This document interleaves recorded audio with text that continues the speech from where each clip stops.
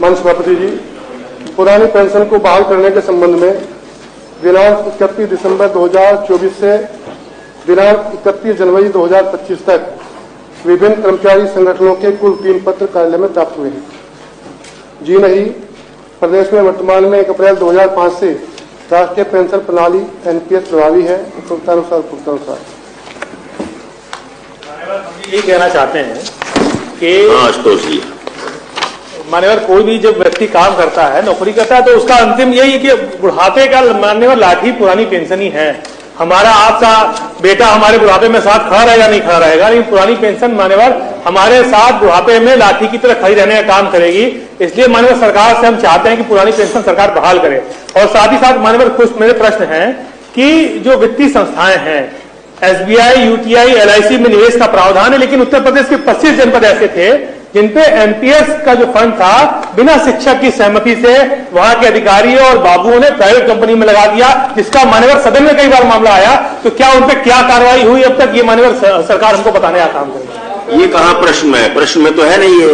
अरे मान्यवर ये प्रश्न है मेरे, ये प्रश्न में नहीं है। पेंशन मान्यवर बहाल करने की योजना इसलिए है क्योंकि क्या बहाल करना अलग बात है। कमाल है। अरे बहाल करने का आपने पूछा, उन्होंने उत्तर दे दिया उसका। तो मान्यवर क्यों? अच्छा, मैं यही बताना चाह रहा हूँ कि दिक्कत क्यों है, क्यों हम लोग पुरानी पेंशन चाहते हैं। तो यही तो पूछ रहा हूँ कि इसलिए इतनी समस्या है। सारी दिक्कतें आपकी समझ में आ रही है, लेकिन उसको आपकी सारी दिक्कतें समझ में आ रही है, लेकिन मंत्री जी को जो उत्तर देना और जो लिखित आपने प्रश्न किया उसी पर देंगे ना। अच्छा, तो मंत्री जी कुछ कहना है, उत्तर दे दिया। मान्यवर इसमें बस एक दो हमारे बस सुझाव है, मान्यवर मंत्री जी मानेंगे कि नहीं मानेंगे ये बता दे बस। सुझाव क्या है? सुझाव मान्यवर मेरा ये है कि एनपीएस से मिलने वाला रिटर्न बिल्कुल अस्थिर है, जिससे भविष्य में उसकी वैल्यू का आकलन नहीं हो सकता। तो क्या कोई व्यवस्था मान्यवर सरकार ऐसी करेगी जिससे उसमें भविष्य में उसकी वैल्यू का आकलन हो सके? मान्यवर all citizen of Indian sector के अंतर्गत सब्सक्राइबर को 5 साल तक प्री मैच्योर में एग्जिट नहीं कर सकता। तो क्या कोई ऐसी व्यवस्था सरकार करेगी कि प्री मैच्योर एग्जिट मान्यवर सरकार वो कर सकता है कि नहीं कर सकता? सेवानिवृत्ति के बाद मान्यवर इसमें जो कर निर्धारण हो जाता है, तो मान्यवर उसमें क्या आयकर से इसको छूट मिलने का काम सरकार कराएगी कि नहीं कराएगी, उन्हें बता दें। माननीय मंत्री जी 75,000 वैसे हो गए, आपको लगेगी नहीं टैक्स फ्री हो गए। चलिए प्रश्न। इस समय जितने भी कर्मचारी एनपीएस स्कीम के तहत कवर्ड हैं, उन सभी कर्मचारियों का जो पेंशन का पैसा है वो अभी कम हो रखा है। जैसा कि आप सभी को पता है कि इस टाइम पे जो शेयर मार्केट है वो पूरी तरीके से डाउन हो चुका है और करोड़ों रुपया दोस्तों इस टाइम पर डूब चुके हैं।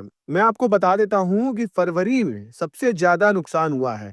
फरवरी में 40.80 लाख करोड़ रुपए का नुकसान हुआ है शेयर मार्केट में। जनवरी में यही नुकसान 17.93 लाख करोड़ रुपए का हुआ था। दिसंबर में 4.73, नवंबर में 1.97 और अक्टूबर में 29.63 लाख करोड़ रुपए का नुकसान हो चुका है। और टोटल अगर हम इसकी बात करते हैं तो टोटल 91.13 लाख करोड़ रुपए अब तक शेयर मार्केट में डूब चुके हैं। यदि आप एक एनपीएस कवर्ड कर्मचारी हैं तो आप अपना एनपीएस में एक बार जो आपका पैसा है आप उसको देख सकते हैं। इस टाइम पर पैसा बहुत डाउन में चला गया है।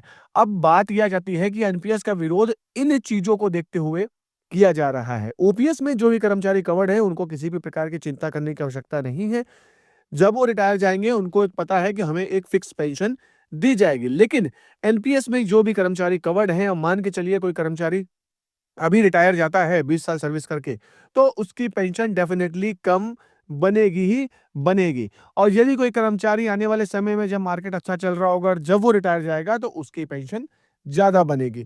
तो ये सब चीजों को देखते हुए कर्मचारी जो हैं वो पुरानी पेंशन योजना की मांग कर रहे हैं।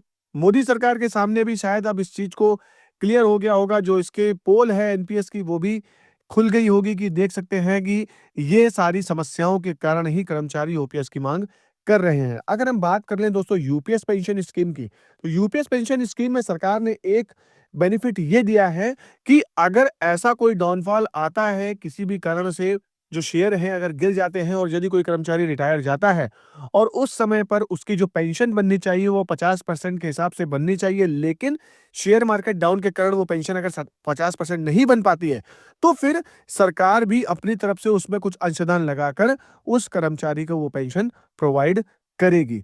लेकिन यूपीएस में जो समस्याएं हैं वो 3 समस्याएं जो आप लोगों को मैं कई बार बता चुका हूं, आप लोगों को भी मालूम होगा कि जब आप वीआरएस लेके जाते हैं तो पेंशन आपकी वीआरएस डेट से ना स्टार्ट होकर सुपरनेशन डेट से स्टार्ट होगी।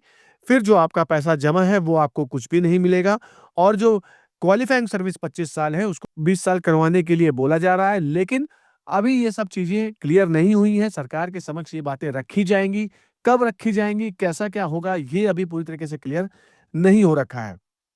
तो देखा जाए तो यूपीएस और एनपीएस दोनों ही शेयर मार्केट पे बेस्ड स्कीम है। अब ये दोनों स्कीमों में जो पेंशन है वो अगर ऐसे टाइम पे कोई कर्मी रिटायर जाएगा तो उसको डेफिनेटली पेंशन कम बनेगी ही बनेगी।